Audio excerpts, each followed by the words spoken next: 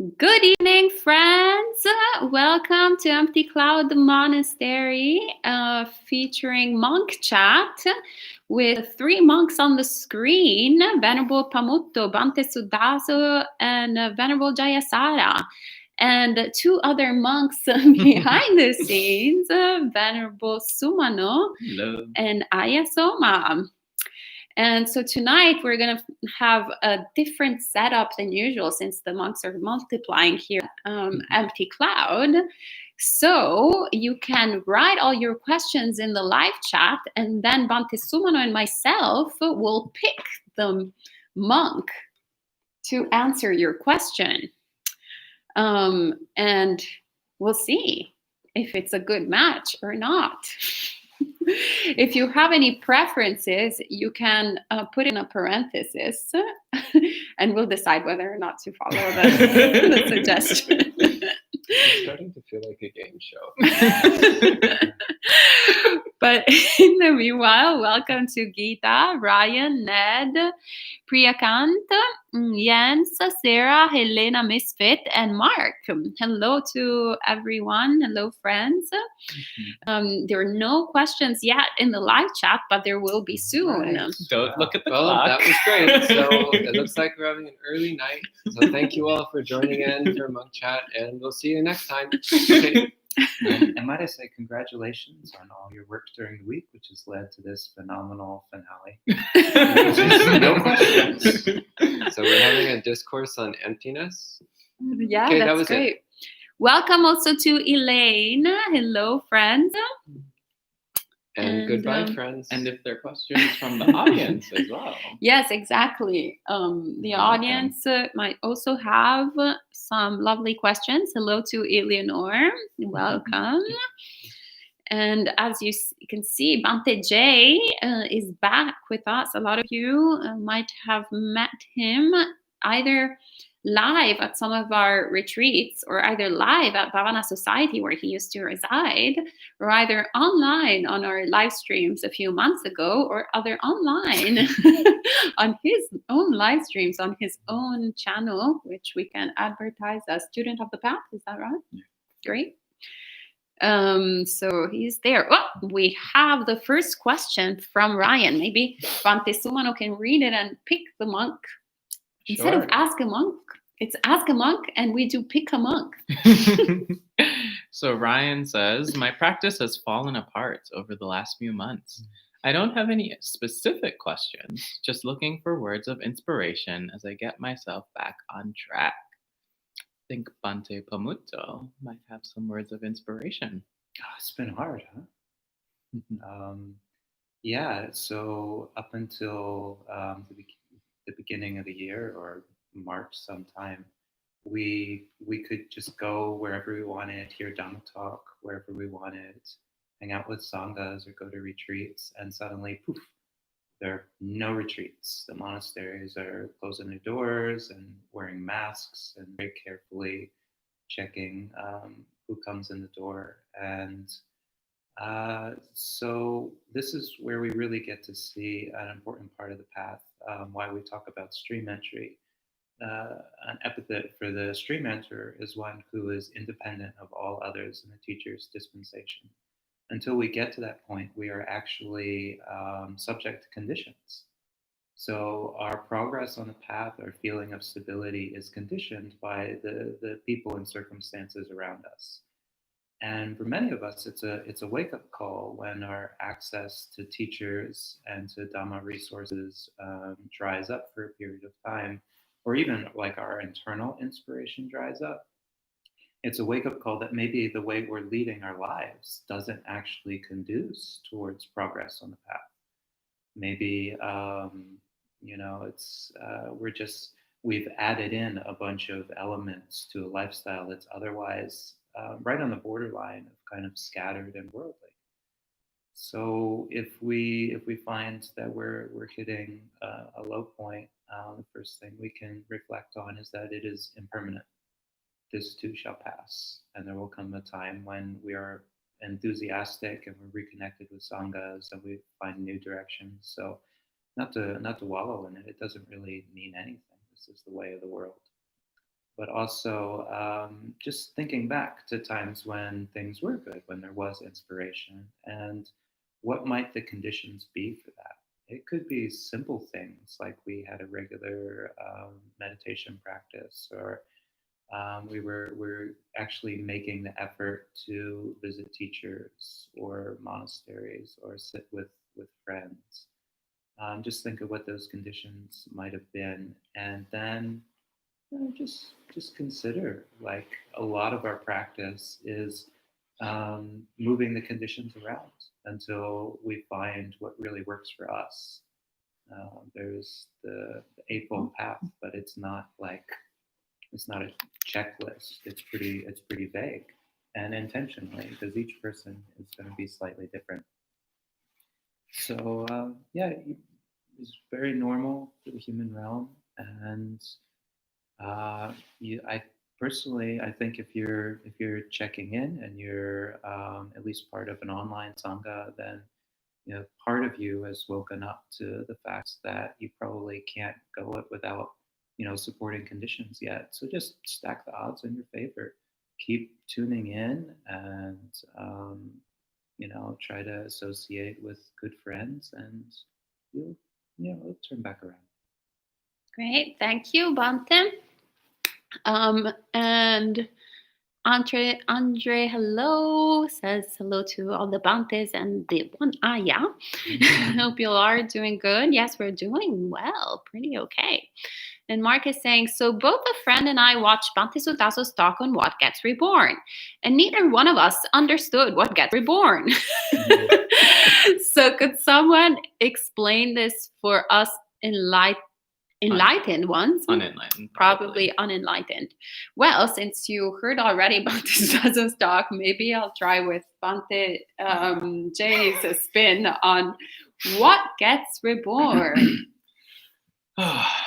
Okay, well, this is an interesting question. It's also like the most asked question in all of at least Western Buddhism that I've ever seen.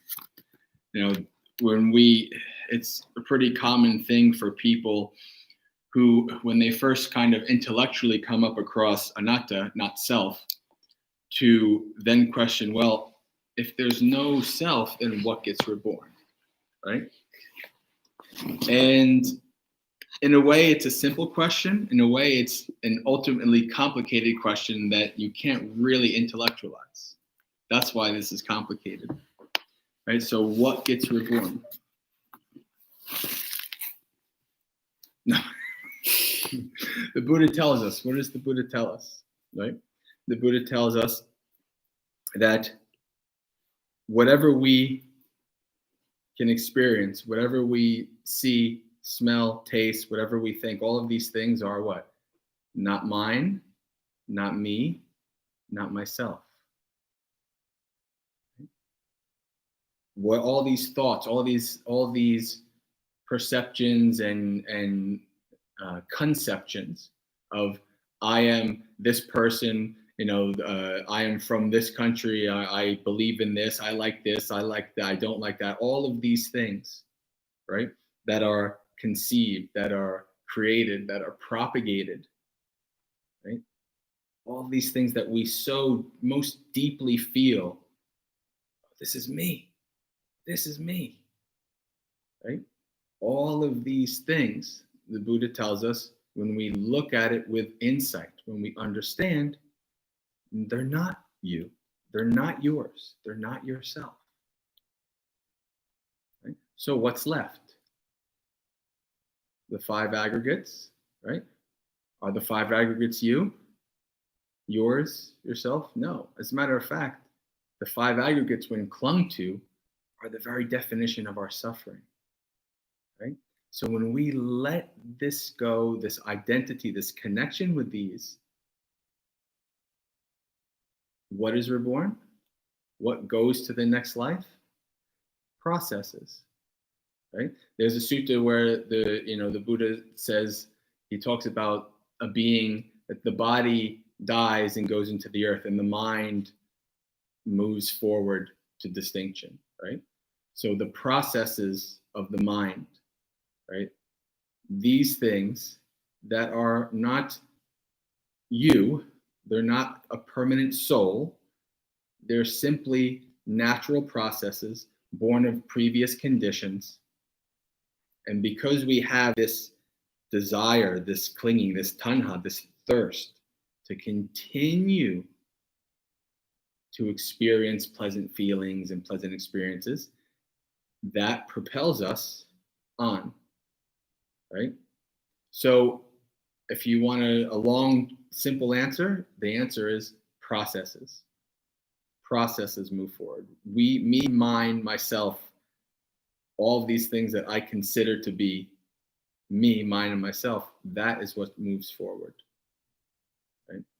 And if we let go of these attachments to them, and we don't, if our aggregates go from clinging aggregates to just aggregates, we've become awakened, we've let it go, there's no more thirst to keep going, and then we extinguish, right?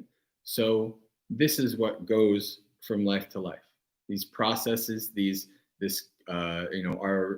karma that continues on, the results of our actions, the conditionality of our experience moves forward, right?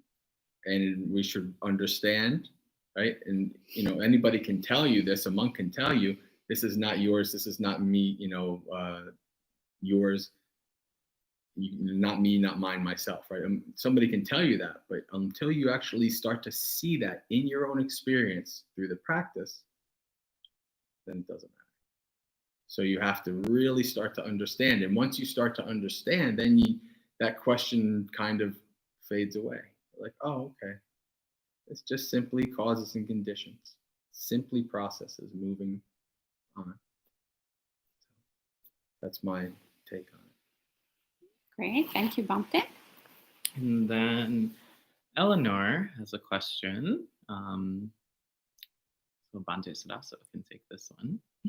Do you sometimes don't want to meditate?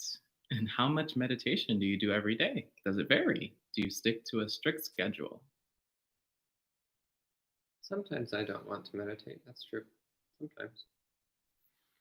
But what I usually find is that if I just go ahead and start meditating anyway, then within a few seconds, that goes away.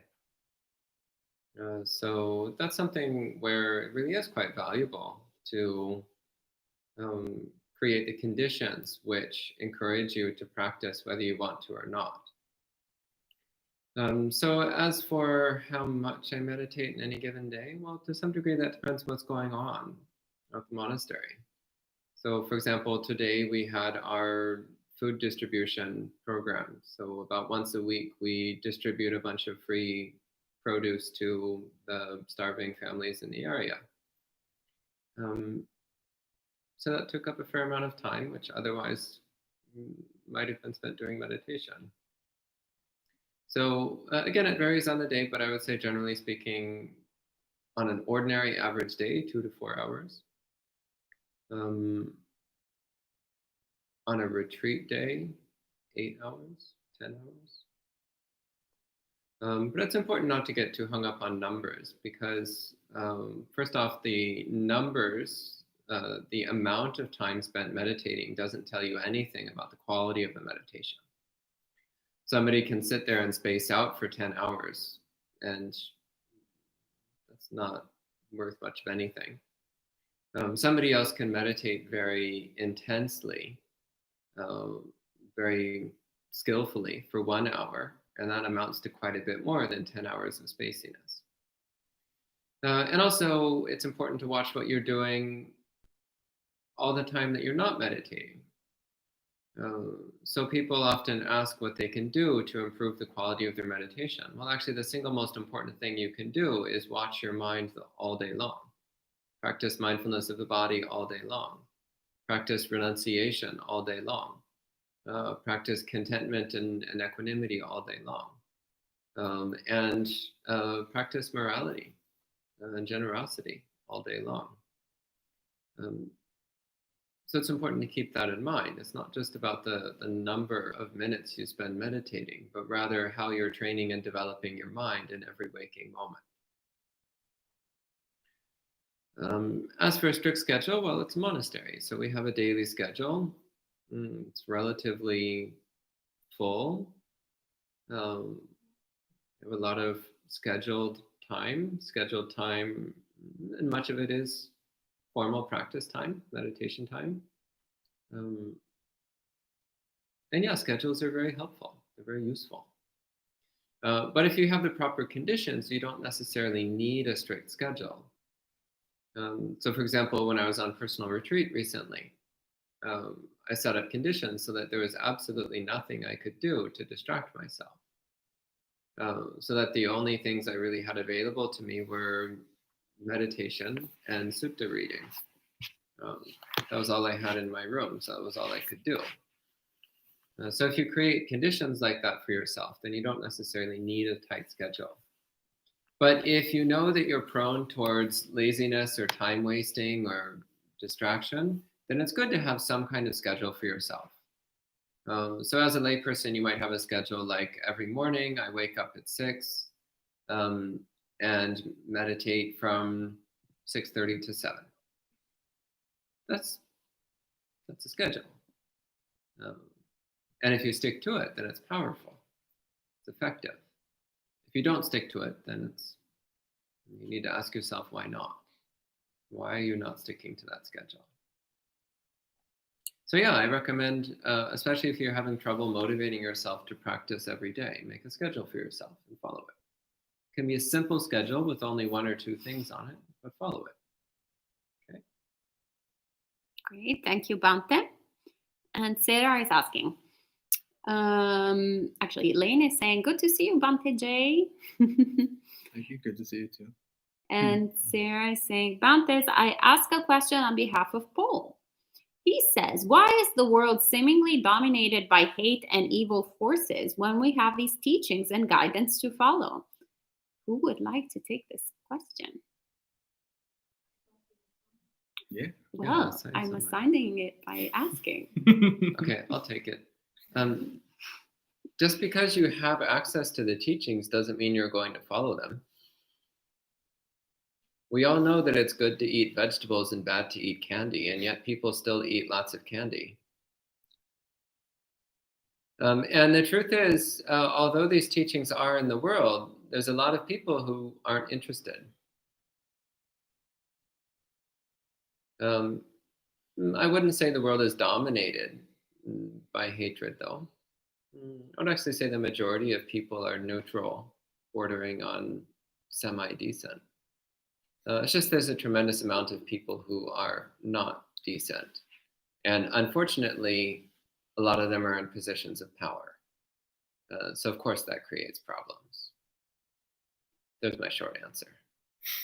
Great. I think that makes it clear. And Mark also says, by the way, thanks for the very inspirational talk this morning. It cleared up many years of misunderstandings from other teachers. Sadhu, sadhu, sadhu. Okay. So I believe he's talking to you, Bante Sudaso. Mm-hmm. All right. And then Geeta has a question. She asked for a specific Bante, but I think I will override her request. Because it's Bante Sudaso. So 3 times in a row. But perhaps Bante Pamuto can respond. So how can one further develop nibbida? Any insights while in meditation and in every mindful moment? Nibbida, disenchantment.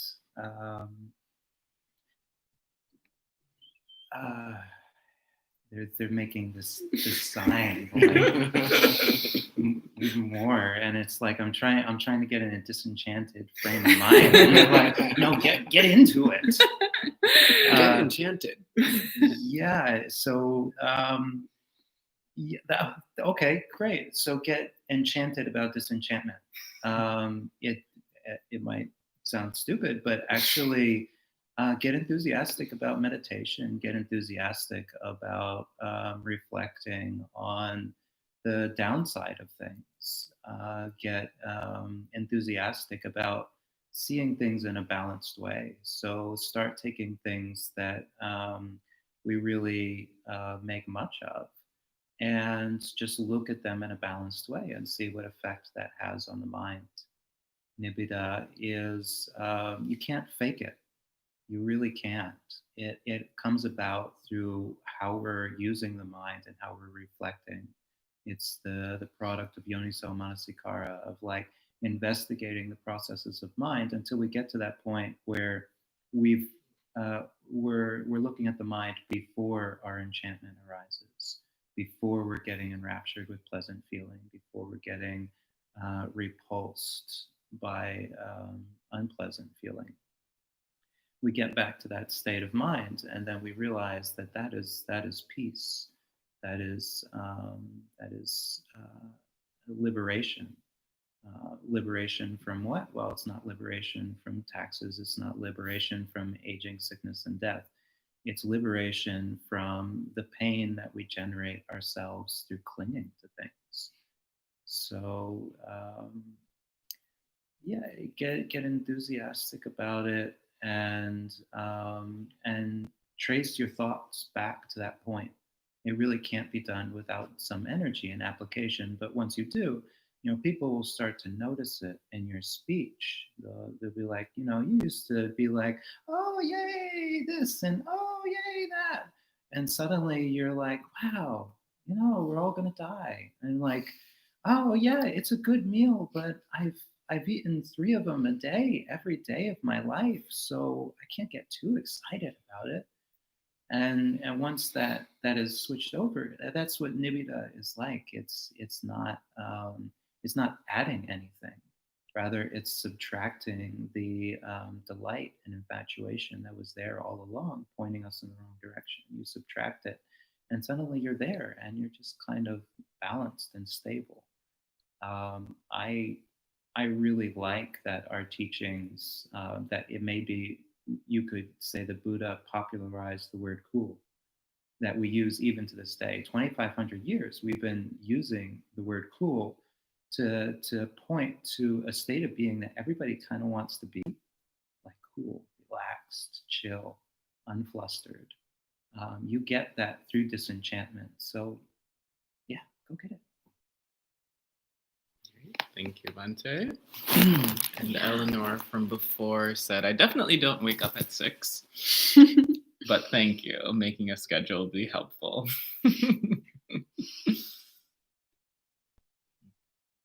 All right. And Elaine is asking. Waking up at 6 is great. Mm-hmm. It's really modest compared to what most monastics do. And if you want to have time for meditation, you have to get up earlier.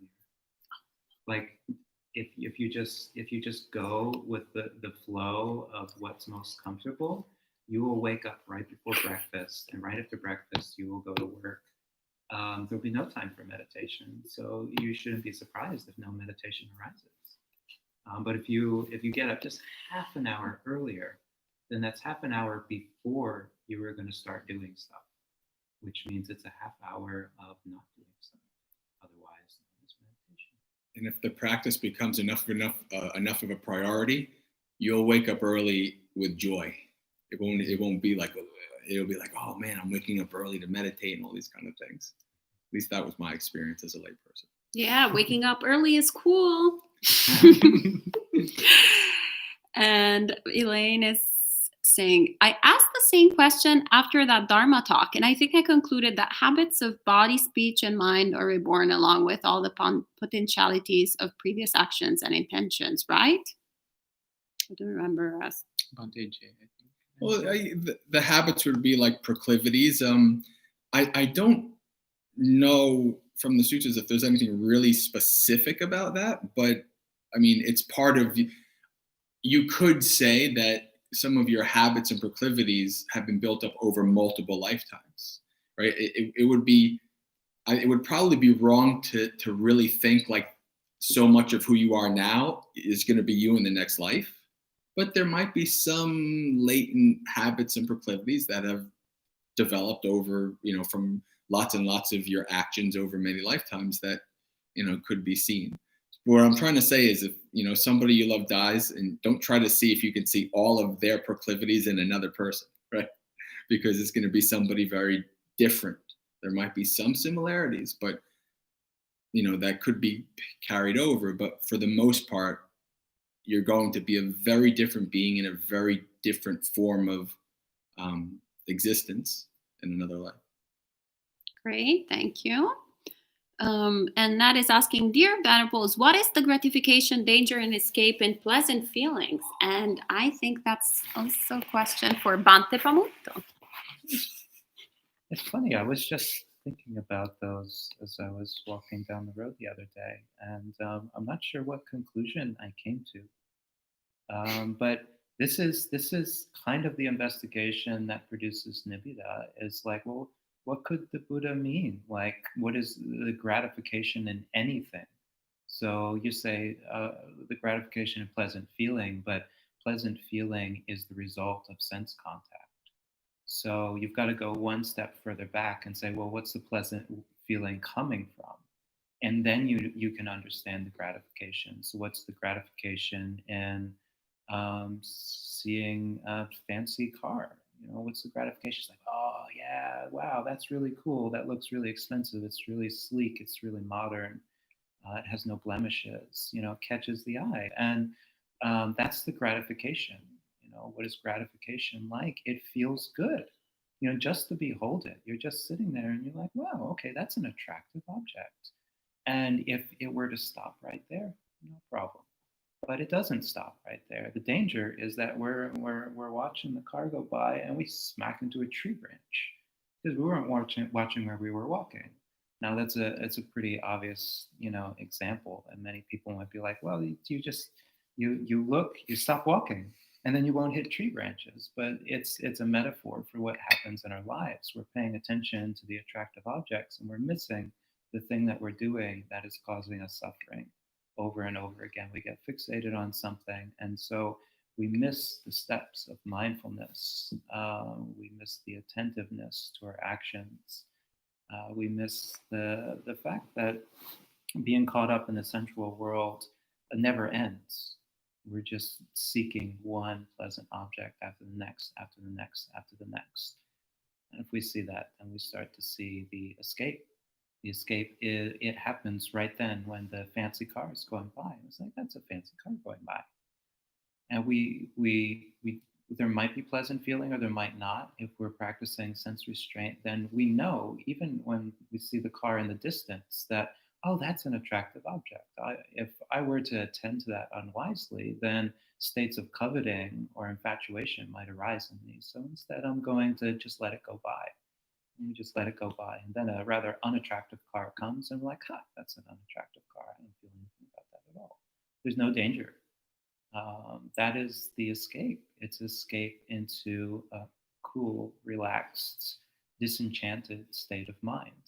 It's actually quite pleasant in a different way to not be surrounded by super attractive objects that we're going to be filled with clinging and longing for. That's a whole different kind of pleasantness, a pleasantness that arises in the mind, from the mind not being gripped by tanha, and that is the escape from all of the gratification, all of the danger. Thank you, Bante. And then Mark asks, so how does the Buddha explain what causes the initial processes that become a being countless eons ago that eventually rebirths into me that now wants liberation? Bante Sadaso. Easy question. The Buddha said, this samsara is without discoverable beginning. A first point cannot be discerned of beings wandering on, hindered by ignorance and fettered by craving. In other words, there is no beginning point. There is no first point. So this is one of the things which we need to examine. Why do we believe there has to be a starting point? If you look at a circle doesn't have a starting point. It's just a circle. So nobody would ever ask, where's the starting point on the circle? There isn't one. We already know that there isn't one. So why do we assume that there's a starting point on the cycle of existence? since I've got the rebirth question, so now that the rebirth ball is in my court, I also just want to throw in a few other little comments. First off, I notice people get really caught up on the transition from one body to another, but they're missing the fact that rebirth happens every day. And in fact, it happens every single moment. So instead of asking what transfers from life to life, why don't you start by asking what transfers from moment to moment? What transfers from 1 second to the next second? What transfers from one day to the next day? Start by asking those questions. And then you'll realize that you've already answered your questions about rebirth as well.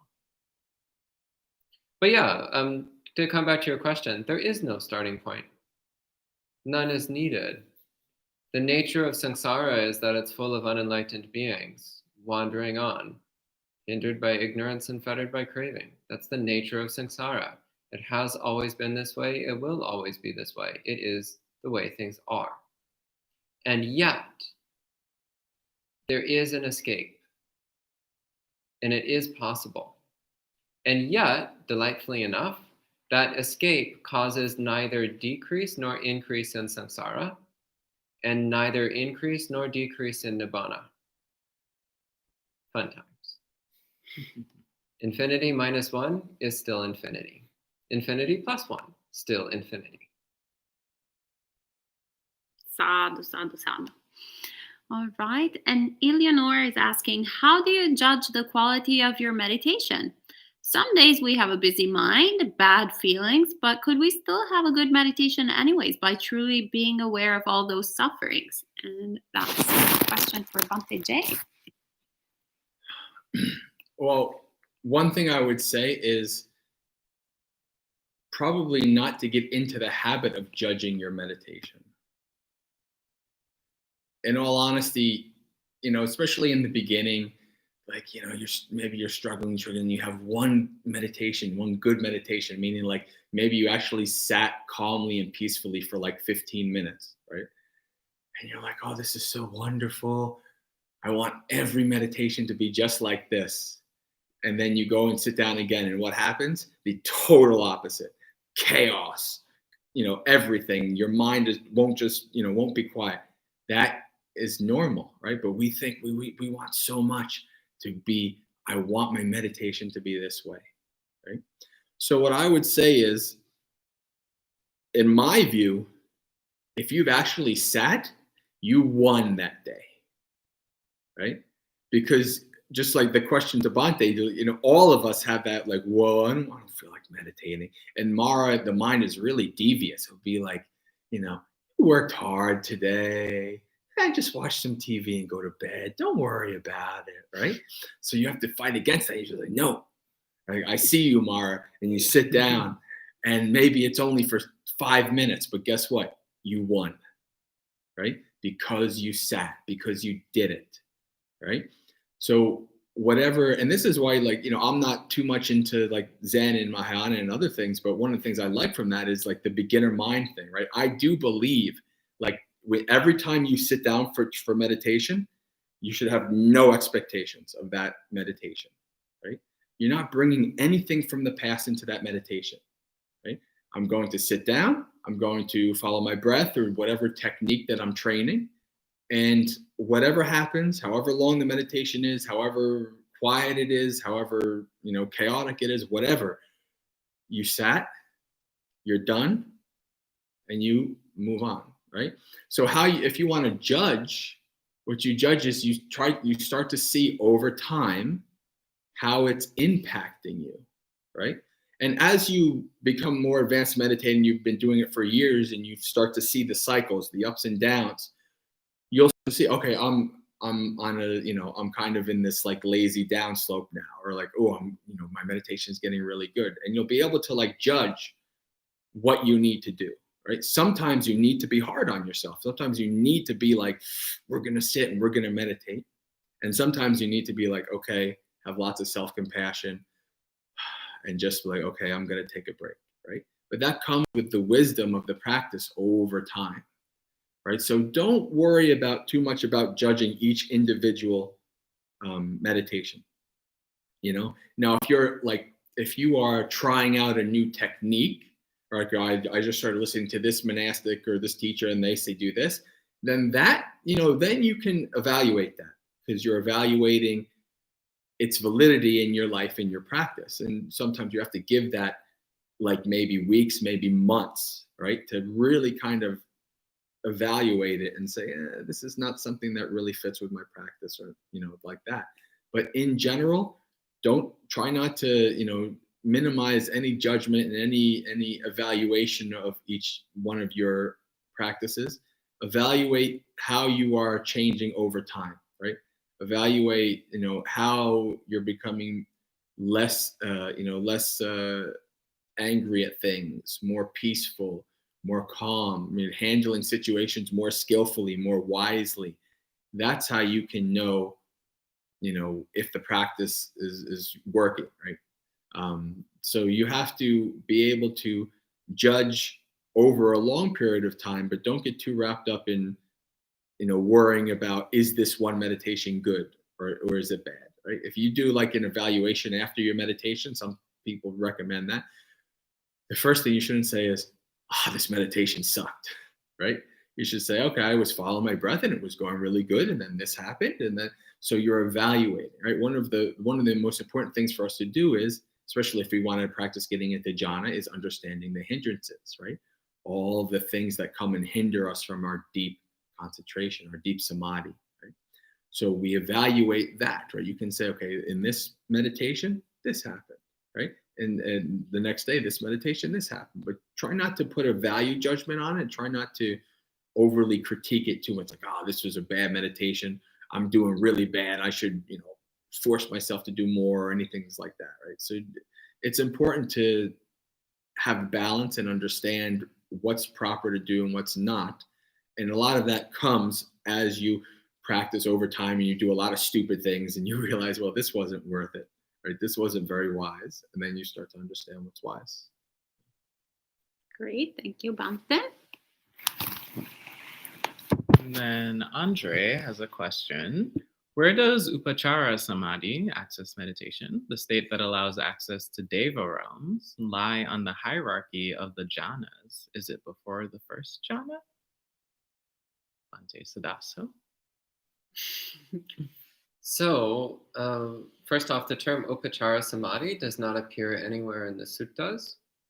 This term comes from the commentaries. However, the concept is a useful one. So I do occasionally talk about it. So Upachara, the prefix upa means close or near, and chara means wandering or traveling or moving. So Upachara means you're getting close. You're getting close to jhana. So Upachara Samadhi is defined as being a state of strong samadhi preceding jhana.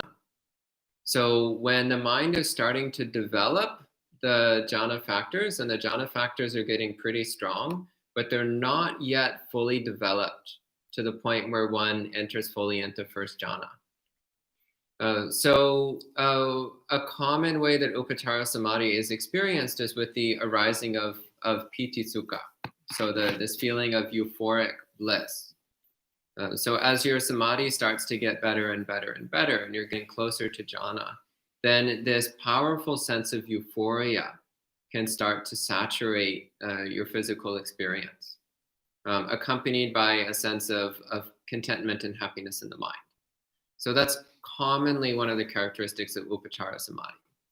Another characteristic of Upachara Samadhi is that the body feels completely still and yet completely relaxed. So a sense of lightness and buoyancy of body. That's also a characteristic that tends to accompany when one gets in the vicinity of first jhana. So Upachara is often translated as vicinity or neighborhood. So Upachara Samadhi then is called vicinity Samadhi, neighborhood Samadhi. It's sometimes translated as access concentration, but I don't like that translation at all. Upachara does not mean access. Upachara means getting close. So vicinity concentration or neighborhood concentration is okay, but not access. As to what this has to do with Deva realms, nothing at all. Not a bit. So the jhana states do correspond to particular Deva realms. In that if you reach stages of jhana, then that tends to form a powerful karmic affinity with certain Deva worlds, which make it likely that you'll be reborn in those Deva worlds, assuming you don't accumulate some very strong negative karma, or assuming you don't already have some very strong negative karma that hasn't yet expressed its result. But again, this is just a side effect, and also it doesn't necessarily happen if somebody's a Buddhist practitioner. So in the suttas, the Buddha does talk about the differences between the effects of samadhi when practiced by a Buddhist versus practiced by a non-Buddhist. So samadhi practiced by a non-Buddhist can result in being reborn in a heaven realm, followed by being reborn in a hell realm. So living as a deva for a while, and then you die and you're reborn in one of the lower realms. Whereas a Buddhist practitioner, they may be reborn in one of the heaven realms, or they may not be, actually. They may be reborn as a human again, but in a human with very good conditions for practicing Dhamma. If they are reborn in a Deva realm, then they'll tend to continue practicing the Dhamma in that realm, and might even attain a stage of awakening as a Deva. And that's because of their connection with the Dhamma. So I wouldn't get too caught up on the connection with the Deva worlds, because it's really beside the point. Remembering that the purpose of cultivating samadhi is to train the mind to be stable so that it can clearly see reality as it is. So those are my thoughts on upachara samadhi. One further thing I would say is that there is a risk in upachara samadhi that we start thinking, oh, I'm getting into upachara samadhi, I'm almost to jhana. And then you'll lose it. Then you'll start falling away. So it's actually not terribly useful while you're in samadhi. It's not very useful to start asking yourself, is this upachara samadhi yet? Am I almost in upachara samadhi? Is this similar to upachara samadhi? Maybe I'm getting close to jhana. If you start thinking in that way, you're just going to weaken your samadhi. Just keep practicing your samadhi. Don't get excited. Just keep practicing your samadhi, and it will keep getting better. Okay. Sadhu. And Sierra is asking, how does someone who is newer to the practice not get overwhelmed by all of the information that's out there? If you had to boil down the best practice for a beginner, what would you suggest? And you can pass that to Bhante Pamuto. I come back to it again and again and again. The Buddha said, good spiritual friendship is the whole of the holy life. So it's that simple. Associate with good people, and you can't go too wrong. I'll leave it as an answer. It's great. Thank you. All right. And then there was a question from Crescencio, but we can't really make it out. So if you could rephrase what you mean, then we can ask it maybe more clearly. But Bhavani asks, do people of common interests come together, or do people come together because of karmic encounters? So, Bhante J, I'd like to take that one. You read that again? Do people of common interests come together, or do people come together because of karmic encounters? It could be both. This is one of those things where, the Buddha tells us that there's 4 things that are called imponderables, right? And the full workings of karma is one of those. So in a way, it doesn't really help in the practice to worry too much about, is this karma? Is this not karma? Because you don't know, right? Because the Buddha in the suttas is pretty clear that not everything that happens is because of karma. And I know this is something that Bhante and I disagree on, among many things. Everything is karma. Yes. So, yep, that's the way it goes, right? That's why there's multiple monastics. Yeah, and I have no But whether everything is karma or not everything is karma, in a way, it doesn't matter, right? Because what happens is if we start to like, if it's like a kind of a harmless kind of intellectual pursuit, it's not a big thing. But like thinking about, is this karma, is this not karma, can actually kind of impact your life and your practice, and it can impact on how you treat other people and all these kind of things, right? So do you meet people because you have what like the Chinese would call an affinity, i.e. you have, karma together because you've been in past lives, stuff like that? Sure. Can you know every single person that you meet is because you have a karmic affinity? No, you can't know. Like sometimes I have met people, right, where I felt like it's kind of weird. I just met this person, but I feel like I know them, right? And now, is that fancy of the mind or is it karma? Who knows? So it could be both. It could be none. It could be who knows. And in a way, it's kind of nice to think that, right? Like, I think I made a comment earlier about how, like all of the monastics here kind of have, in some ways, unique paths compared to many in monasticism. And I said, maybe it's because of our karma that, we're all together. It's very nice. It's kind of a nice, pleasant thing to think, right? Is it true? I don't know. Could possibly be true. So sometimes it's nice and pleasant, but then sometimes you'll think like, oh, it's my karma because I'm stuck with this person, and I did something bad in a former life, so now I have to deal with this person.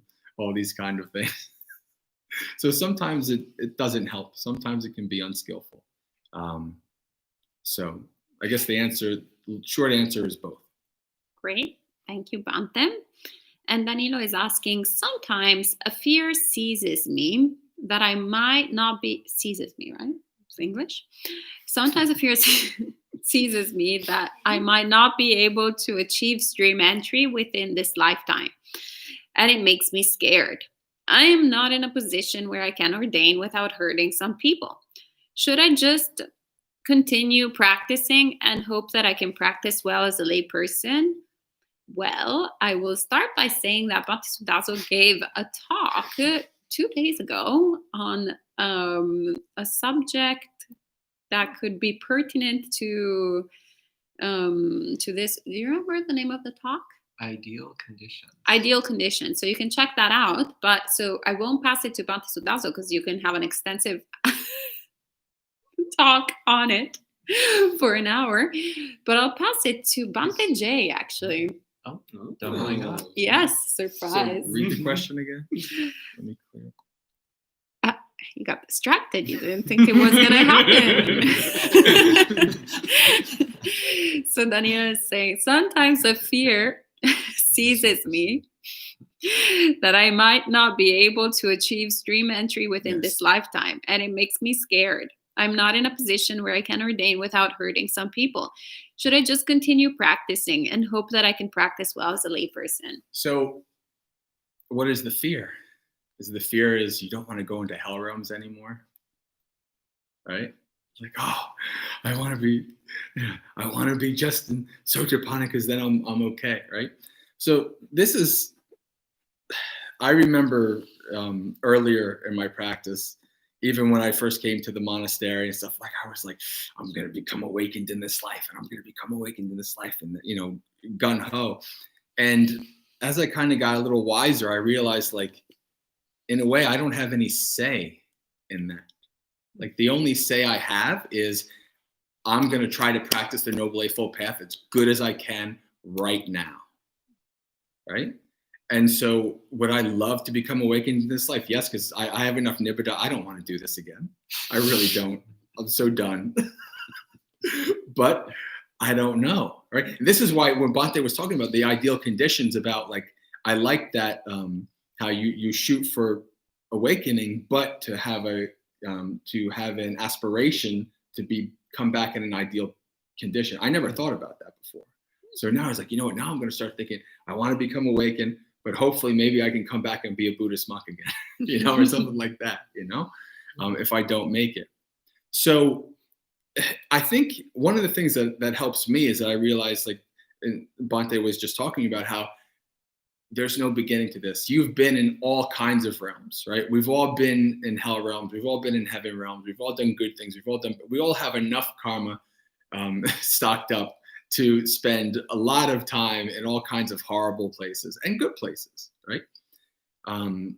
And it's true that unless you're, so this is Bhante Ji, my preceptor, he says, at least try to become stream mentor, because then you have a, you know, money back guarantee. You'll be good.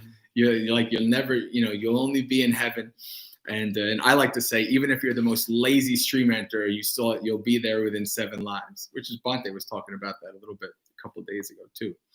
So the most important thing is thinking about how you're practicing now. Now you can use that fear, that kind of desire, like I want to become, you can use that to help you, to help your zeal, right? To help your development of energy and that to the practice, right? The Buddha says to practice like your head's on fire, right? That's how one should practice. Like somebody whose head's on fire and they're trying to, you know, douse it. You know, like that's how you should practice, right? So you can use that as an impetus, as a zeal to practice, but don't get lost in like the fear of like, oh, I have to, because in a way, what that's going to do is that's actually going to harm your practice, right? That's actually going to hinder your practice if you get too involved in the fear and the anxiety and thinking about the future, right?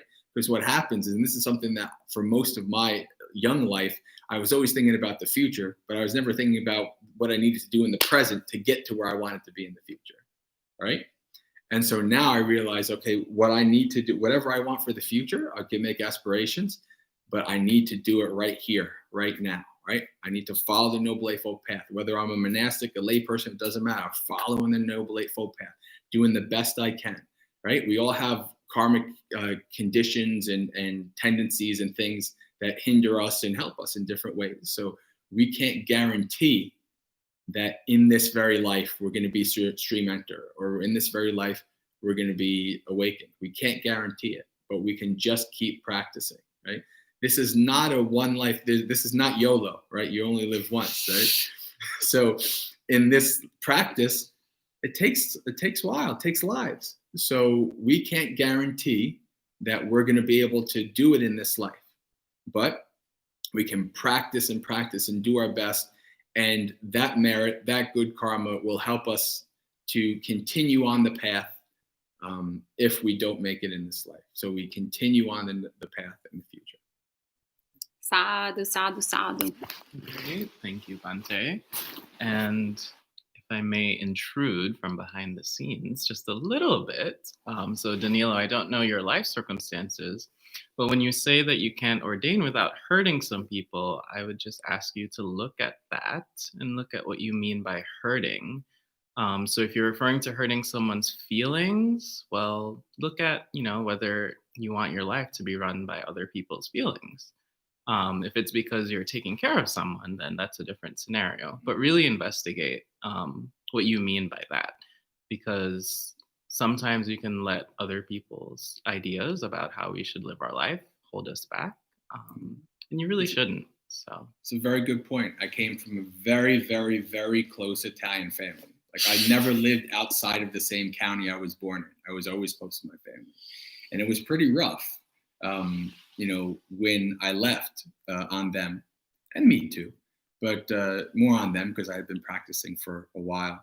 But you get to a point where even family members, even the closest wonderful things that you would want to stay in lay life on, the Dhamma tips it over. And you say, okay, maybe I can try this. Maybe I can at least see if this monastic thing will work. Right? So, yeah. Okay.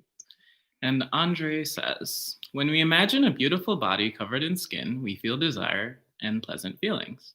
But we take that same body and peel back the skin to reveal the bloody flesh underneath, and it becomes repulsive, and unpleasant feelings arise. We can go back and forth like this again and again. Pleasant or unpleasant feeling will arise as long as we imagine as long as whatever image we imagine is first. Which reality is the body truly? Is it beautiful or is it repulsive? Bhante Sadasa's eyes indicate that he would like to answer. The answer is that it's neither. A body is just a body. It's neither attractive nor repulsive. It's just a body. So the practice that we're doing is recognizing that what's meeting the mind is an inherently neutral, valueless sensation. And we assign to it attractive, or we assign to it repulsive. But those are not inherent qualities in the sensation itself. Those are not inherent in the body itself. So this is a practice of investigation, is to constantly look at your mind and to see how we take things which are inherently neutral and how we decide, well, I like this, it's attractive, it's pleasing, and I dislike that, it's repulsive, it's displeasing. And recognize that that's something extra that we're doing. It doesn't need to happen.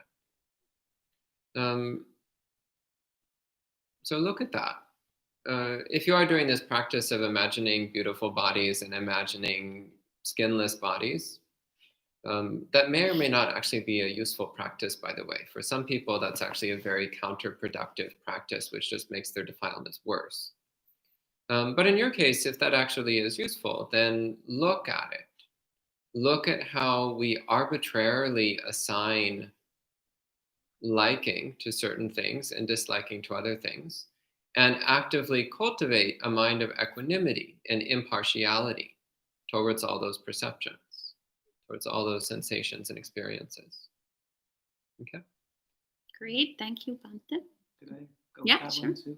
I've done a lot of Asubha meditation, so meditating on the unattractive, and it just really struck me that you said that the body was repulsive when you peeled the skin back, but that's not actually where we're encouraged to start. We're actually encouraged to start with the skin, because that's where you can start to see the sort of colored lens that we put over our perception so that we don't see the defects in something.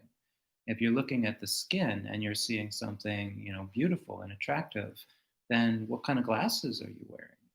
Because the skin has all sorts of defects. It has wrinkles, discoloration, it has warts and moles. You can see the veins through it. So you don't need to peel it back to, get a look at blood. And if you look closely enough, you can actually see the veins moving. You can intuit the heart pumping that blood through the veins. I'm like following. All of, as Bhante said, all of that information is there being presented to our eyes, but we are choosing not to see it. And that is how our defilements stay in place. We are ignoring what's in front of us that would tip us back over into the fact of, like, maybe I don't want to get attached to this. Maybe I don't want to see this one as beautiful and this one as repulsive. Maybe the whole thing is susceptible to ignorance, to delusion.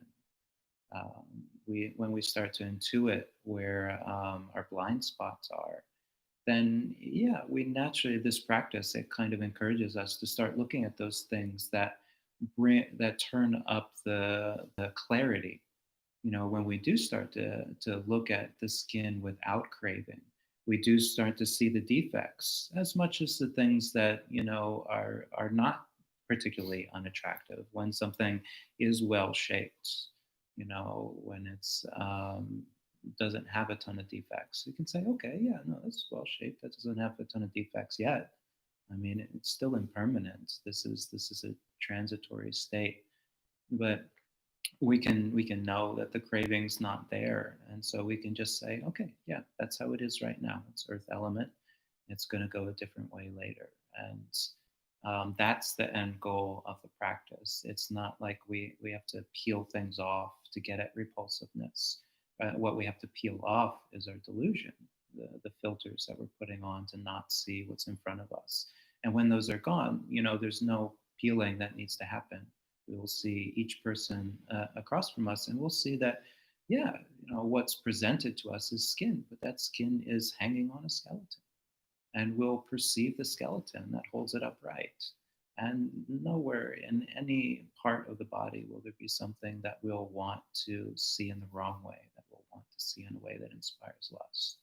We'll just see just earth element, just body. It's all there, and we won't have to peel things off to get to a state of not being attracted to it. Okay, thank you. And Shadow of Label is asking, where's Aya? Here I am. So tonight we're having Bhante Sudaso's live before Buddhist Insights. So Bhante Sudaso has been friends with Bhante Pavoto and Bhante Jayasara for way before Buddhist Insights was even a thought in his mind. And then next week, Monk Chat will be Bhante Sudaso featuring Bhante Sudaso's life after Buddhist Insights, which is myself and Bhante Sumaro. And maybe Stan, that's right. Yeah, so we'll have perhaps featuring Stan the cat. And Gita is asking, can wisdom be developed by contemplation rather than through samadhi?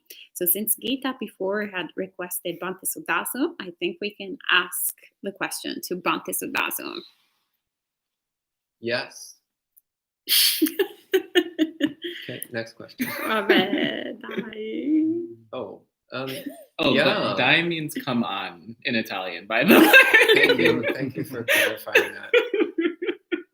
Yeah, this was quite a shock when I first started spending time with Ayasoma. Is we would just be like doing ordinary things, and then just out of the blue, she would just be like, "Hey, Dai," and I would be like, "Whoa!" And she was like, "It means come on," and I'm like, "Oh, okay." Anyway, so to answer your question, one framework that I find very useful, and this. I think it's from the commentaries. I don't think it's actually in the suttas, but it's a framework that I've always found very helpful. It's the framework of Sutta Maya Panya, Chinta Maya Panya, and Bhavana Maya Panya. So 3 forms of wisdom, 3 layers of wisdom. So Sutta Maya Panya is the wisdom that comes from learning, from hearing or reading the teachings. So you learn a little bit about the Dhamma, and a certain kind of wisdom comes just from learning facts and details and doctrines. Then Chintamaya Panya is when you deeply contemplate and think about and reflect on and consider those teachings, and you come to a deeper understanding of them. That's Chintamaya Panya. Then Bhavanamaya Panya is the wisdom that comes through direct experience arising from meditation practice or through application of the Buddha's teachings in daily life.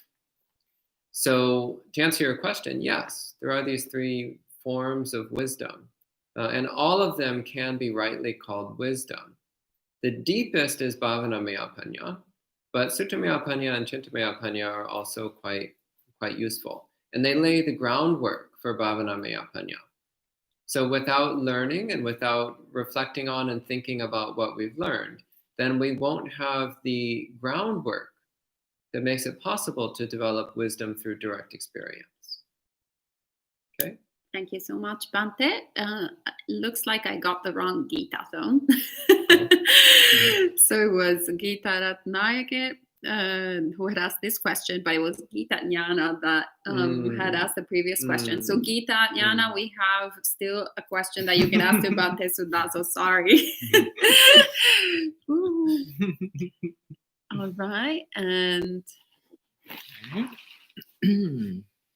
all right, so we have a question from Shadow of Label, who asks, do Buddhist deities and those like that punish someone outside the Buddhist religion from practicing these techniques?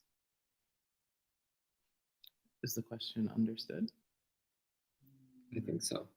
Okay, so then, well, I was going to ask Bante Pamuto, but he has a perplexed look Yeah. on his face. Sounds more like a Mahayana question. Okay. So it's Bante Sudaso again. Well, first off, the term deity is a little bit puzzling because it depends on what you mean by deity. I mean, the word deity is probably related to the word deva, like the word deus is related to the word deva. But I've always been a little uncomfortable with referring to devas as deities. But sometimes people in a Buddhist context also use the word deity to mean Buddhas and Bodhisattvas. So we'll start by clearing that out. Buddhas and Bodhisattvas don't punish anyone ever because their minds are filled with compassion. They would never want to inflict harm on anyone. They only try to help others to understand the Dhamma. Devas, on the other hand, which in English you might call them angels or perhaps demigods. Devas, on the other hand, some of them are nice and some of them are not nice. And the ones that are not nice to anybody they feel like not being nice to, whether they're Buddhists or not. Does that answer your question? Did that cover it? We'll see. Okay. Yeah. Mara is a deva. Yeah, and he's mean to everyone. All right. And Mark is asking, so would the Buddha say that a devout Hindu or Christian who practice great ethics, morality, and samadhi still be a lay person since they don't follow the Dharma? Would they then incarnate in a heavenly realm and then hell, as you said earlier? What make the Buddha be so harsh on good practicing lay people? Is that still me? It sounds like a continuation of the previous Oh, question. it's another person. It's Mark. Before it was Shadow of Label. Okay. So I think Bante Pamuto can pick if the Hindu or Christian goes to hell or not. Wait, the question was a little more detailed than that. The Buddha did say in the Mahaparinibbana Sutta that where there is the Eightfold Path, there are enlightened beings.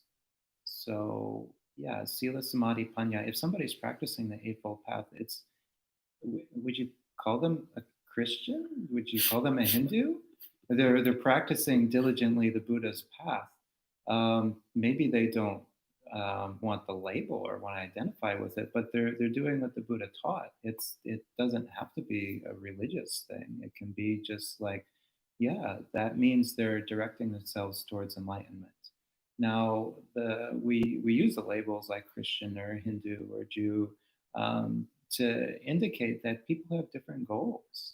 Not everybody is oriented towards enlightenment, and they might practice parts of the Eightfold Path, but the first part of the Eightfold Path is right view. And that means there is suffering. Suffering has a cause. There is an end of suffering, and there is an Eightfold Path leading to that end of suffering. So they might have a lot of the factors of the Eightfold Path, but if they don't have that first one, if they're not orienting towards enlightenment, they won't get there. Which means, yes, they will continue to go, to heavens and hells and heavens and hells. Because that seems to be the theme this week. And I was been cracking up every time we say hell. But to understand that that's what they're shooting for. They're aiming for some within samsara goal, if they're not aiming to get out of samsara. Thank you, Bante. And Bante G's full name is, in fact, Bante Gunaratana. Thank you, Jens, for clarifying that. All right. And then Bobby has a question. I've run into a wrong view recently of why does it matter to strive to end rebirth if we don't even remember our past lives anyway? This came up after thinking about the Sea of Tears analogy in the Asu Sutta, and realizing I only remember the tears I've shed in this life, not in other lives. Thoughts, perhaps from Bante J? Well, that's the rub, isn't it? Right? If we all if we were all born and we all remembered all our past lives, it would be easy. We'd be like, okay, this is real, and we better, actually do this so we can get out of it, right? So this is kind of connected with, a lot of people who have trouble with like rebirth and things like this, and, in karma. And what I would say is, in many ways, and I guess it's easier as you get older, but in many ways, you can see the workings out of these things in this very life, right? You can see the workings out of, of your actions in this very life, right? You can see that, how you act and the consequences that come from that. And, I just kind of went, can you read the question again for me? I've run into a wrong view recently of why does it matter to strive to end rebirth if we don't remember our past lives anyway? This came up after thinking about the Sea of Tears analogy in the Asu Sutta and realizing I only remember the tears shed in this life, not other lives. Well, like maybe 10, 15, 20 minutes ago, I said, I don't want to do this again, right? And I can't tell you that I'm not a stream enter, right? So I can't tell you I 100% believe that there's, rebirth, right? I can't tell you that because I've not seen it for myself. I've not experienced it, right? But the practice can get you to a point where you're like, the Buddha was right about all these things. I've seen this in my own experience, that the Buddha's calling it, shooting it right out of the park all these times. I haven't seen this for myself. Maybe it's time to have a little faith, right? Maybe it's time to have a little confidence and say, you know what, I'm going to give this to the Buddha. Maybe I should, at the very least, if I don't 100% believe, maybe I should act in such a way that even if it is true, like, I really don't want to do this again, right? So could I be deluding myself? Could there be nothing after this life? Maybe, right? And in that case, if that happens, I still lived a good life. I still did what I thought was living a very good life and being kind to people and helping myself and all these kind of things, right? So keep that in mind. Try not to get too focused on, do I believe in this? Do I believe in that? Practice now, right? Even if this is one of the great things of Asu Sutta, tears, is wonderful for, it's a wonderful technique. And this is when I'm talking to people who aren't Buddhists, who are maybe a little skeptical about things. I say something like the Asu Sutta is a wonderful technique for what, right? For breaking through this kind of us versus them, right?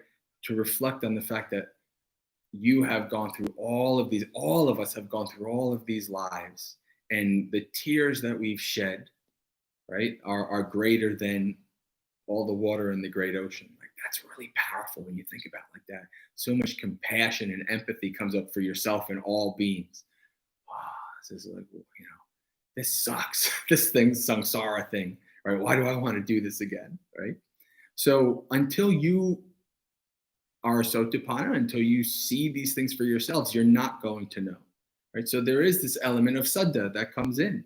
There is this element, and for some people, it's easier to have more faith. And some people, like myself, I'm not a faith follower. So it took me lots of years of stupidity and struggle and learning things the hard way, because I have a hard head, to start to believe, this is, to have confidence and faith in the Buddha in this way, right? So practice, whether you, believe or you don't believe or you don't know, shelve that. If you think that the Noble Eightfold Path is benefiting you, right, then follow the path. Right? Eventually, you'll know. But until then, it's a matter of faith, it's a matter of confidence, and it's a matter of practice. Great, thank you, Bhante. Did I? Yeah, I asked it. You're I'm next. Oh.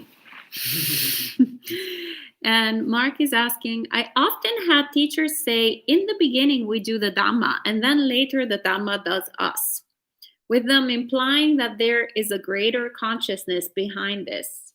Is this accurate? And the question goes to Bhante Sudasu. No. And for the record, he warned us before this began. Yeah, so actually when I heard the quote before you explained the way that it was explained, the quote itself is actually good. In the beginning, we do the Dhamma, and then the Dhamma does us. Because it actually reminded me of a quote from Shunryu Suzuki Roshi. He said that Dhamma practice is addictive. Once you get started, it's hard to stop. So that's more how I relate to it. In the beginning, where our mind is filled with the habits of a non-practitioner. Our mind is filled with habits of greed, hatred, and delusion. And then we start to learn the Dhamma, and we start to practice the Dhamma, and we start to get a taste for the Dhamma. We start to relish the Dhamma, to appreciate and enjoy the Dhamma. And the habits of Dhamma become more strongly and deeply rooted in the mind. Until we get to a point where rather than habitually being greedy, aversive, and delusional, we start to be habitually in line with Dhamma. So then it stops being such a struggle and effort to practice Dhamma. It starts to feel more natural because we've made progress in rewriting the habits of our mind and transforming the habits of our mind. But there's no higher consciousness or other consciousness involved.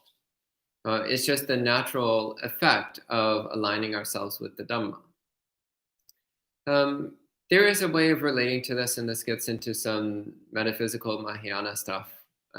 There is a way of relating to it, of speaking about aligning oneself with the Buddhas and Bodhisattvas such that one's mind starts to match their minds. And in that way, we start to act the way that they act and think the way that they think. But I still wouldn't say that that then means that the consciousness of the Buddhas and Bodhisattvas is working through us. I would still say that's an incorrect understanding. Rather, I would say it is making our consciousness more like their consciousness, such that we act the way that they act. We think the way that they think. But of course, ultimately, it's all not self, so it's really beside the point. Whether you think it's you making the decisions or not, it's really beside the point. It doesn't matter in the long run. Great. Thank you, Bhante. And Melinda says she's in the dark because of Hurricane Delta. So hopefully you and your family will be safe and that things turn out well for you. It's been an active hurricane season. And then Jens has a question. So he asks, do you ever view meditation as dana, giving to this current manifestation, giving to those around us, and giving to future forms that may occur through rebirth? Yeah, I mean, the 4 kinds of giving, right? So giving material things, giving services, giving teachings, and giving bhavana, actually practicing so that there is less suffering in the world, even if you're reducing your own suffering. I tend to look at bhavana as sort of adding to every act of dana that we do after our meditation. It improves our state of mind. It improves our compassion, our metta. It allows us to let go more easily. And it actually inclines us towards more generosity. So it really makes sense to me that it's a higher tier of giving. It doesn't mean that we should just meditate and that'll be enough, because actually the other forms of giving really brighten the minds as well and create very supportive conditions, rather to see it as just being the one that improves all the other ones. So it's a higher tier, but it's like the top of a pyramid. It has supporting structures below it. Thank you. And there's still a couple more questions, so maybe Zen more minutes. Answers may be appreciated. Great. All right. So Geeta is asking, how do you differentiate intuitions from wishful thinking? Bhante Sudasan. So one of my favorite little Buddhist stories is from a layperson went to a monk and said, these days I'm trying to follow my intuition as much as possible. And the monk replied, that's just about the dumbest thing you can do.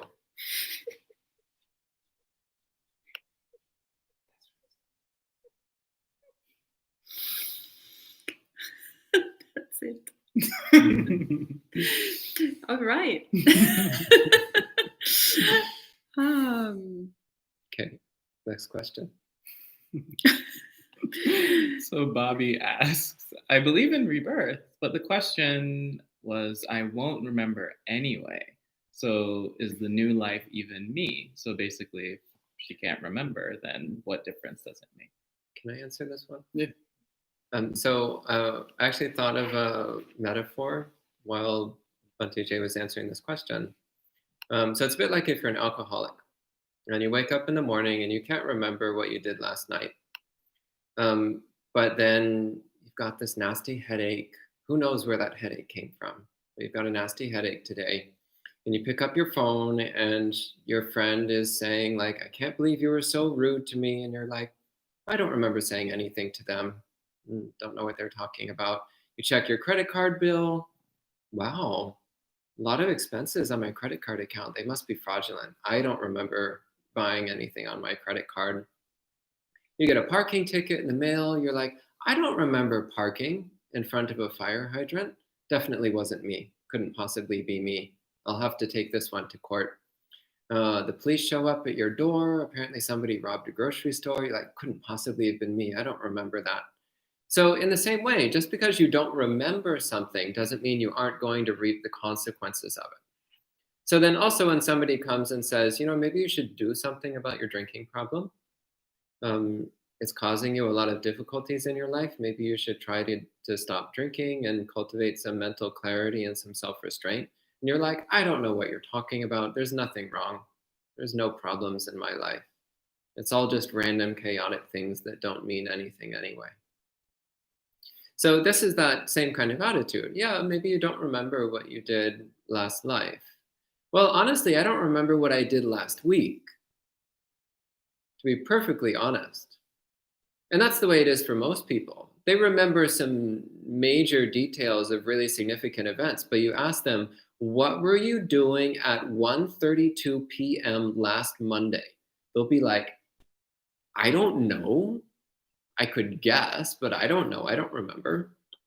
Nonetheless, we're still experiencing the consequences of all the choices we made last week, even though we don't remember them. So it's the same. We're still experiencing all the consequences of the choices we made last life, even if we don't remember it. And so the Buddha comes along and he says, well, maybe we should start cultivating some mental clarity and self-restraint so that we stop causing ourselves all these problems. And we're like, I don't know what you're talking about. I didn't do anything. It's just life is beating me with the ugly stick this time around. It's not my fault. It's like, well, you can think that way if you want, but it doesn't do you any good. It doesn't bring you one step closer to happiness and wisdom. Okay? Thank you, Bhante. And Shadow of Label is asking, are monk clothing warm and comfy? We can ask Venerable Pamoto. Depends on what you're wearing. The answer was, it depends on what you're wearing. Good answer.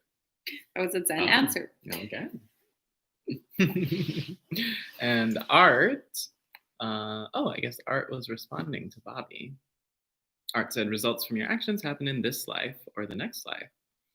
No one can remember what happened or will happen or when. What matters is your action has consequences, this life or next. Sadhu. Great. And actually, that was the final question / comment so far, with 3 minutes to spare. So if there are any burning questions that need to be answered. There it is.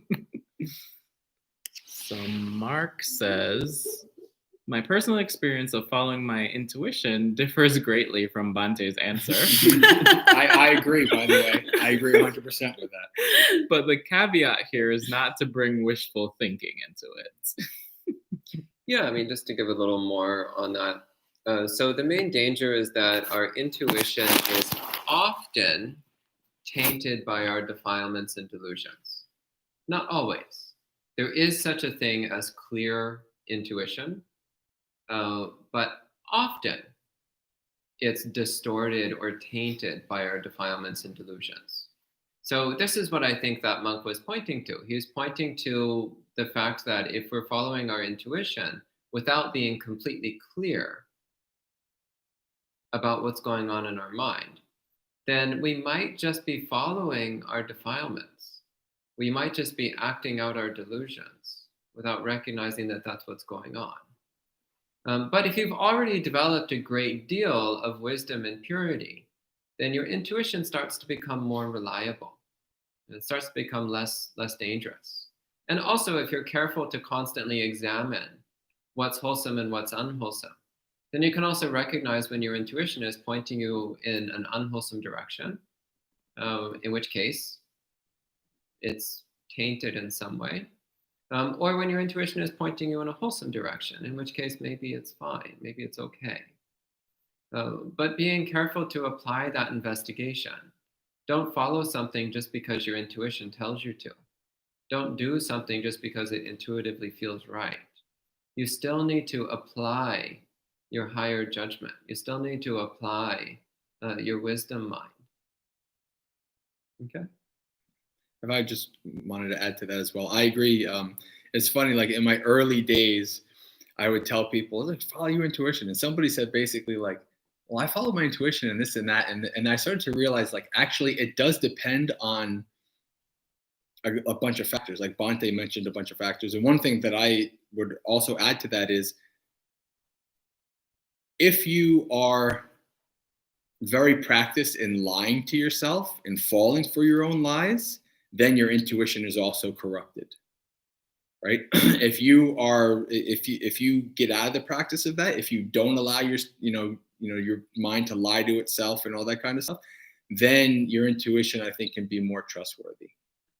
I don't necessarily tell people to follow their intuition, but for me personally, it is something that has been very impactful for me. And I usually tend to, I wouldn't say that everything that I've ever done following my intuition has been happy and pleasant, but it's always been impactful and meaningful, and it's helped me in my path, right?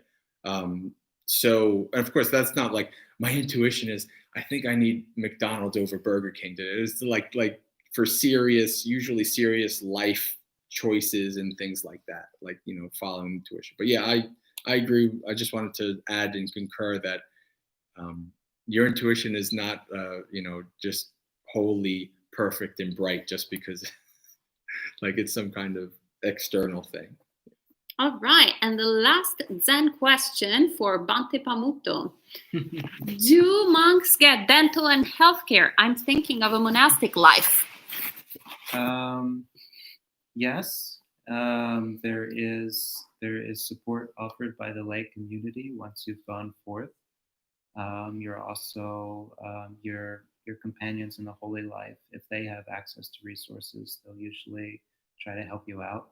But also, at the most basic thing, if you live here in America, probably chances are good that you're in a state where you get healthcare just because you don't make any money.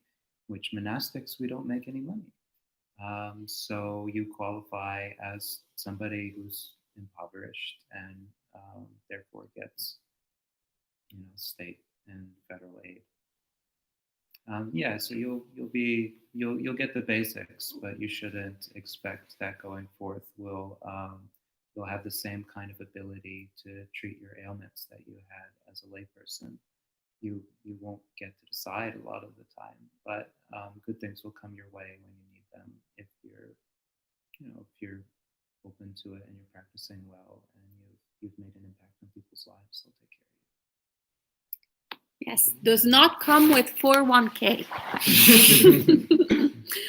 All right, so that's all for this evening. Thank you all, Venerables, for sharing the Dharma with us. And thank you all for joining us and asking all these great questions. So next week, as usual, so every week we meet at 8 a.m. and 7:30 p.m. Wednesday, Thursday, and Friday. And every Friday evening there is monk chat, but in the morning at 8 a.m. in New York City time, there is sutta study with one of the venerables here, residents. And in the evening there is a talk, always with and meditation with different topics. So we look forward to seeing you next week. But actually, if you are live, alive and Alive and and want to see us live, not live streamed, you're welcome to come here at the monastery tomorrow at 3 p.m. We'll be having our usual Saturday afternoon meditation and Dhamma talk on the lawn at Empty Cloud Monastery in New Jersey. At noon, actually, if you come a few hours earlier, there will be a friend here in the neighborhood, Quincy, who will be organizing a little fundraiser yard sale with lots of great stuff to raise funds for people who are hungry here in Essex. So all the funds from the sale will go to feed people in need during COVID-19. And if you wake up even earlier than that, you can come and say hello to some of the monastics at the farmers market in West Orange, where we'll be going on alms rounds. And if you can't make it tomorrow, or you can make it tomorrow but also can't get enough of the monastics at Empty Cloud Monastery, you can also come on Sunday for our Katina celebration. You'll find everyone outdoors, also because nobody is allowed indoors. So you can't miss us because we'll all be outdoors throughout from 10 a.m. to 5 p.m. So lots of time. So we look forward to seeing you alive, both live and live streamed. So either this weekend or next week. And we can end the evening with 3 sadhus. Sadhu, sadhu, sadhu. Have a great rest of the week.